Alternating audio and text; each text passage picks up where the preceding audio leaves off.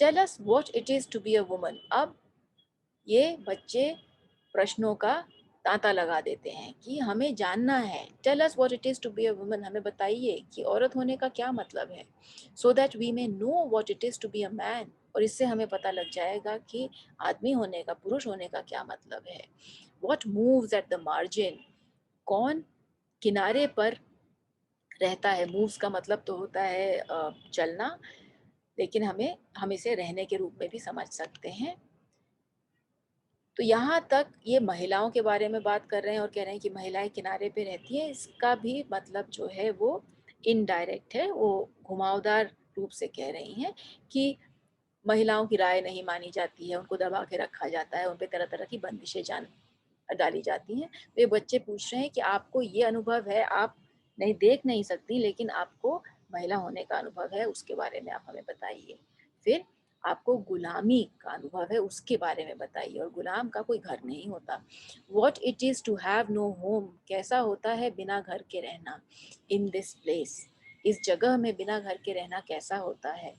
To be set adrift from the one you know knew, जो आपके पास घर था उससे आपको बाहर निकाल देना और वहां से दिशाहीन रूप से इधर उधर आपको बहते रहना, उसका क्या मतलब होता है। What it is to live at the edge of towns that cannot bear your company, कैसा होता है शहरों के किनारे पे रहना जो आपकी संगत, कंपनी, संगत बर्दाश्त नहीं कर सकते हैं। ये अश्वेत थी, तो विवेकी होते हुए भी इनको शहर के अंदर घर नहीं मिला था, उसके बाहर रहना पड़ता था। Tell us about ships turned away from shorelines at Easter, placenta in a field. ये सब संदर्भ है गुलामी में हुए हादसों का, कि कुछ ऐसे जहाज जिनमें गुलाम अफ्रीका से भर भर के लाए जाते थे अमेरिका में बेचने के लिए, उन्हें कभी कभी लैंड करने से, जमीन पर आने से मना कर दिया जाता था। प्लेसेंटा वो पदार्थ होता है जो महिला के घर गर्भ में शिशु को सुरक्षित रखता है। प्लेसेंटा इन द फील्ड मतलब जो फीमेल स्लेव्स होती थी, जो औरतें गुलामी में होती थी, उनकी बहुत दुर्दशा होती थी। तो कई बार हो सकता है कि गर्भवती महिला को भी खुले खेत में जन्म देना पड़ता हो या कोई मिसकैरेज हो जाए। तो ये सब बहुत ही दर्दनाक दृश्य प्रस्तुत कर रही हैं टोनी मॉरिसन स्लेवरी के बारे में, गुलाम व्यवस्था के बारे में, कि उसमें कितना बुरा बर्ताव किया जाता था गुलामों के साथ। Tell us about a wagon load of slaves, how they sang so softly, their breath was indistinguishable from the falling snow. ये फिर और सारी इमेजेस ला रही हैं और दृश्य ला रही हैं गुलामी के। वैगन लोड, एक माल डिब्बा, ये इन लोगों को, गुलामों को भर भर के माल डिब्बों में भेजा जाता था। फिर भी इंसान थे, इनके अंदर खुशी थी, इनके अंदर दुख था। ये व्यक्त करने के लिए कभी कभी गाते थे और दबी आवाज में गाते थे, इतनी दबी आवाज में, सो सॉफ्टली कि उनकी सांस और गिरते हुए बर्फ में कोई फर्क नहीं था। इनडिस्टिंग्विशेबल का मतलब होता है कोई फर्क नहीं होना। How they knew from the hunch of the nearest shoulder that the next stop would be their last. कैसे उन्हें पता चल जाता था झुके हुए कंधों से, hunch of the nearest shoulder, सिकुड़े हुए कंधों से, कि अगला पड़ाव, नेक्स्ट स्टॉप उनका आखिरी पड़ाव होगा। आखिरी पड़ाव मतलब वहां पे वो बेच दिए जाएंगे, वहां पे बाजार में सामान की तरह उनके शरीर के खरीद बेच होगी। इसलिए इस हार में वो अपने कंधे सिकोड़ लेते थे। अब आगे पढ़ने से पहले कुछ और शब्द हम जानेंगे। एज का मतलब किनारा, मार्जिन का मतलब भी किनारा था, तो एज और मार्जिन एक ही मतलब रखते हैं। ब्रेथ, सांस। इनडिस्टिंग्विशेबल, अभी हमने ये शब्द पढ़ा कि गुलामों के गाने में इतनी विनम्रता थी कि उनके सांसों में और गिरती हुई बर्फ में, गिरती हुई बर्फ कोई आवाज़ नहीं करती है, गिरती हुई बर्फ में कोई फ़र्क नहीं था। बहुत ही लंबा शब्द है, इसको तोड़ तोड़ के मतलब बांट के इसकी स्पेलिंग याद करनी चाहिए। इन डिस्टिंग्विशेबल, इनडिस्टिंग्विशेबल, जिसका फर्क ना महसूस हो। हंच, कुबर, सिकुड़ा हुआ, शोल्डर, कंधा। इन, सराय। वैगन, माल डिब्बा। साइडर, सेब से बना हुआ एक पेय जो ठंडे देशों में अक्सर पिया जाता है। ठंडे देशों में सेब खूब होते भी हैं, जैसे हमारे यहाँ आम होते हैं, उससे एक पेय बनता है। ग्लांस, नज़र। हेल्पिंग, हेल्प का मतलब मदद करना भी होता है, लेकिन हेल्पिंग का एक और मतलब होता है खुराक, खाने की खुराक, खाने की एक खुराक को एक हेल्पिंग कहा जाएगा। ट्रस्ट, विश्वास। ट्रूली, वाकई, सच में होना। अभ्यास करेंगे इन शब्दों का, इनमें से 5 शब्दों का। वैगन का मतलब था माल डिब्बा, हेल्पिंग्स का मतलब था खुराक, इनका मतलब था सराय, इनडिस्टिंग्विशेबल, जिसमें फर्क ना हो। ट्रस्ट माने विश्वास करना। The twins were dash from each other. जुड़वा भाई या बहन, जुड़वा एक दूसरे से कोई फर्क नहीं रखते थे, एकदम एक जैसे थे। The travellers stopped at an dash to rest. यात्री एक सराय में रुके आराम करने के लिए। The dash was loaded with vegetables for the city market. मालगाड़ी में शहर के बाजार के लिए सब्जियां लदी हुई थीं। She took dash of the rice, she took 2 dash of rice because she was hungry. उसने चावल के 2 खुराक लिए क्योंकि उसे बहुत भूख लगी थी। He dash his friends to help him in any emergency. वो विश्वास करता था कि उसका दोस्त किसी भी दिक्कत के समय में उसकी ज़रूर मदद करेगा। तो ये शब्द हो गए द ट्विन्स वर, हमारा लंबा वाला शब्द जो था इन distinguishable. The travelers stopped at an inn to rest. The wagon was loaded with vegetables. She took 2 helpings of rice because she was very hungry. He trusts, उसे विश्वास है, his friend to help him in any emergency. अब lesson आगे पढ़ेंगे।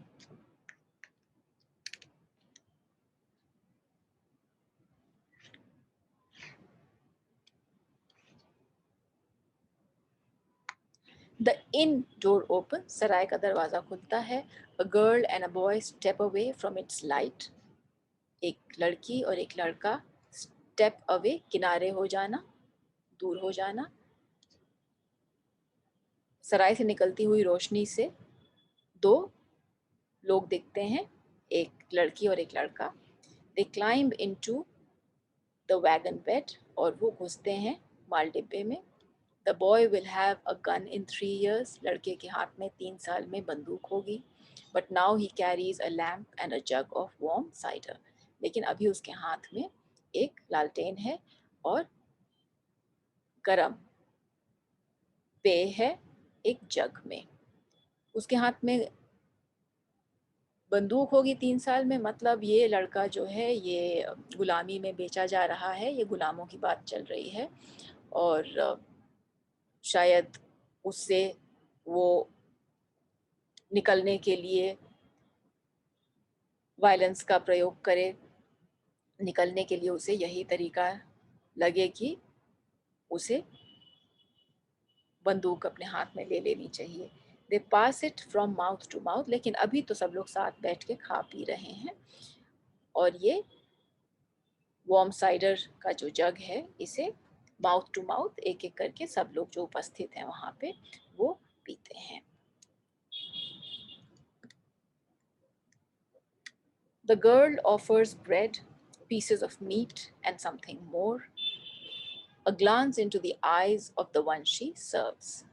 लड़की जो निकली है सराय से वो लोगों को ऑफर माने देती है ब्रेड देती है, मीट के कुछ टुकड़े देती है और कुछ और देती है। एक नज़र डालती है उन पे, उनकी आँखों में, जिनको वो खाना दे रही है। 1 helping for each man, 2 for each woman. हर आदमी को एक खुराक देती है और औरतों को 2 खुराक देती है। बार बार मैं कह रही हूँ कि टोनी मॉरिसन सीधी साधी बात हमारे सामने नहीं रख रही हैं, वो घुमा के कह रही हैं। किस चीज़ की हेल्पिंग, किस चीज़ की खुराक? अब ये हो सकता है खाने की खुराक की बात हो या नज़र की खुराक की बात हो।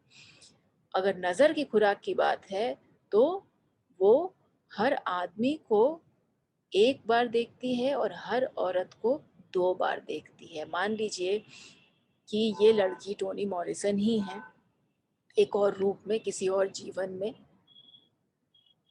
जो कभी अपने गुलाम वंशजों में उपस्थित थी और वहाँ पे अगर आदमियों की स्थिति दयनीय थी तो औरतें जो गुलाम थीं उनकी स्थिति तो दुगने रूप से दयनीय थी। तो इसका हम मतलब ऐसे भी समझ सकते हैं कि ये लड़की, जो कि अब लेखिका टोनी मॉरिसन है, वो गुलामी में दुर्व्यवस्था जो थी, दयनीय स्थिति को दर्शाती हैं, आदमियों की भी औरतों की भी, और ये भी बताती हैं कि औरतों की स्थिति और भी ज़्यादा खराब थी। एंड अ लुक, तो एक नज़र डालती है और फिर ध्यान से देखती है। दे लुक बैक, और वे वापस देखते हैं। यहाँ ये जो दे है, ये टोनी मॉरिसन की कहानियों के पात्र भी हो सकते हैं। जब वो गुलाम व्यवस्था के बारे में लिखती हैं तो उसमें जो पात्र वो बनाती हैं, जिन्हें जीवन देती हैं, वो जीवित होके हमें भी देखते हैं कि ये कैसा समाज है जिसने ऐसी व्यवस्था को चलने दिया और आज भी जिसके तहत भेदभाव हो रहा है। The next stop will be their last, but not this one is bombed. अगला पड़ाव उनका आखिरी होगा, लेकिन ये नहीं। अभी तो सब कुछ गर्म है, गर्म है मतलब आरामदेह है, ठंड का समय है, गिरती हुई बर्फ की बात की जा रही है, तो यहाँ पे जो चीज़ गर्म होगी वो आरामदेह होगी। लेकिन अगला पड़ाव पे ये आराम खत्म हो जाएगा, क्योंकि ये बेच दिए जाएंगे गुलामों के बाजार में। It's quite again when the children finish speaking. अभी तक बच्चे बोल रहे थे, ये सब पूछे जा रहे थे, हमें ये सब बताइए कि ये गुलामी का इतिहास क्या है, भाषा क्यों ज़रूरी है, हमें ये सब जानना है। हालांकि हमारी उम्र आपसे बहुत कम है, लेकिन हम ये आपसे वार्ता करना चाहते हैं। It is quite again when the children finish speaking. फिर चुप्पी छा जाती है जब बच्चे बोलना बंद करते हैं। Until the woman breaks into silence, जब तक कि वो वृद्ध महिला फिर इस चुप्पी को, इस शांति को तोड़ती नहीं है। कहती हैं कैसे तोड़ती हैं? तो कहती हैं उससे, फाइनली शी सेज, आखिरकार वो बोलती हैं, अब वो बोलती हैं, आई ट्रस्ट यू नाउ, अब मुझे तुम पर विश्वास है। I trust you with the bird that is not in your hands, अब मैं तुम्हें विश्वास करती हूँ, ये मानती हूँ कि तुम उस चिड़िया का ख्याल रख पाओगे जो तुम्हारे हाथ में नहीं है, because you have truly caught it. यहाँ ट्रूली कॉट इट का मतलब, कॉट का मतलब कैच होता है, कैच का पास्ट टेंस होता है कॉट, पकड़ना, और इसका मतलब होता है समझना भी। अब तुम मेरी बात को इतने अच्छे से समझ गए हो कि अब चिड़िया तुम्हारे हाथ में होना ज़रूरी नहीं है। How lovely it is, this thing we have done together, कितना प्यारा है ये जो चीज़ हमने साथ साथ बनाई है, कितना अच्छा है, कितना सुहावना है ये जो हमने साथ साथ किया है। इस थिंग से हम क्या समझें, ये साफ साफ तो कहेंगी नहीं टोनी मॉरिसन। इस थिंग से हम लैंग्वेज भी समझ सकते हैं, भाषा है। हमने साथ साथ मिल के एक भाषा बनाई है। कैसी भाषा? जिसमें गुलामी के बारे में जिक्र होगी, जिसमें उसमें किए गए अन्याय के बारे में जिक्र होगी। और इस थिंग का मतलब हो सकता है डायलॉग ऑल्सो, वार्ता, कि हमने भाषा के ज़रिए बच्चों और बड़ों में एक वार्ता शुरू की है, एक चर्चा शुरू की है। बच्चों और वयस्कों की दुनिया में जो अलग-अलग चीज़ों अलग-अलग भागों में जिसे बाँट दिया गया था, उसे हमने वार्ता करके जोड़ दिया है। यहीं पे इनका भाषण समाप्त होता है, लेकिन हम इस बात को थोड़ा और अच्छे से समझने के लिए 2-3 प्रश्नों का ज़िक्र करेंगे।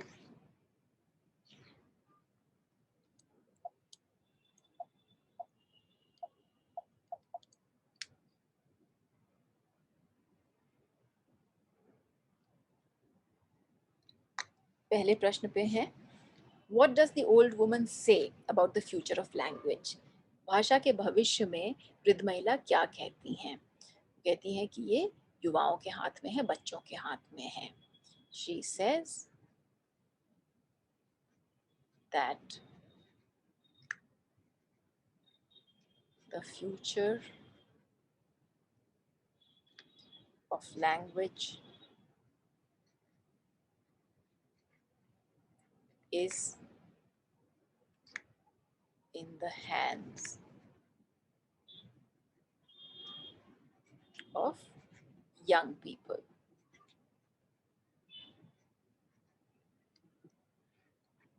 फिर प्रश्न है, why do the children want the old woman to break her silence? क्यों वो चाहते हैं कि वो चुप्पी अपनी तोड़े? उनके पास ढेरों प्रश्न हैं और उनके उत्तर वो ढूंढ रहे हैं।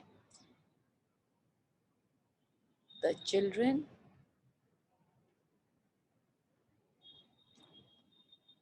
want the old woman to answer many questions. उनके पास कई प्रश्न हैं, उन्हीं के उत्तर ढूंढ रहे हैं इस वृद्ध विवेकी अश्वेत महिला के पास। Who are the boy and the girl in the inn? जिस सराय के बारे में बात की है उसमें जो लड़की खाना दे रही थी और जो लड़का जिसके बारे में कहा गया कि 3 साल में इसके हाथों में बंदूक होगी, ये एक क्रिमिनल बन जाएगा, तो कौन है ये? ये 2 युवा लोग हैं, बॉय एंड गर्ल हैं, जिन्हें गुलामी के बाजार में बेचा जा रहा है। They are 2 young people who will be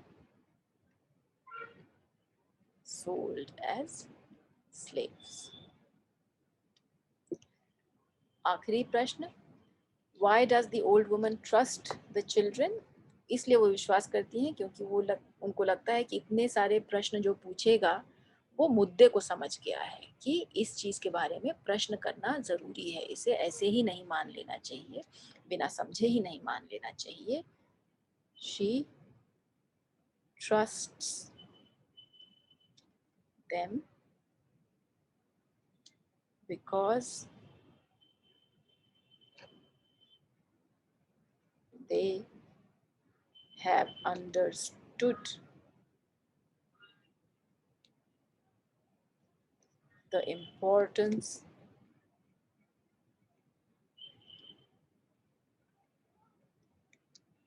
of language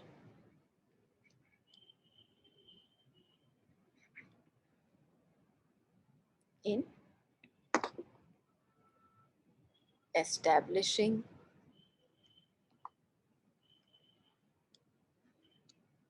a dialogue. भाषा कितनी जरूरी है वार्ता के लिए, ये बच्चे समझ गए हैं। ये पाठ यहीं समाप्त होता है। एक बार फिर देख लीजिए सारे वीडियोस, क्योंकि आसान पाठ नहीं है। नोबेल प्राइज जीती हुई महिला ने लिखा है और बच्चों के लिए नहीं लिखा है, उन्होंने एक ऐसी सभा के लिए लिखा है जहाँ विश्व भर के विद्वान उपस्थित होते हैं। लेकिन ये भाषा का प्रभाव है, भाषा की शक्ति है कि अगर हमें भाषा आती है, उसे समझना आता है, तो जो बात उस सभा के लिए कही गई है, वो हम 13 साल, 14 साल, 15 साल की उम्र में भी समझ सकते हैं।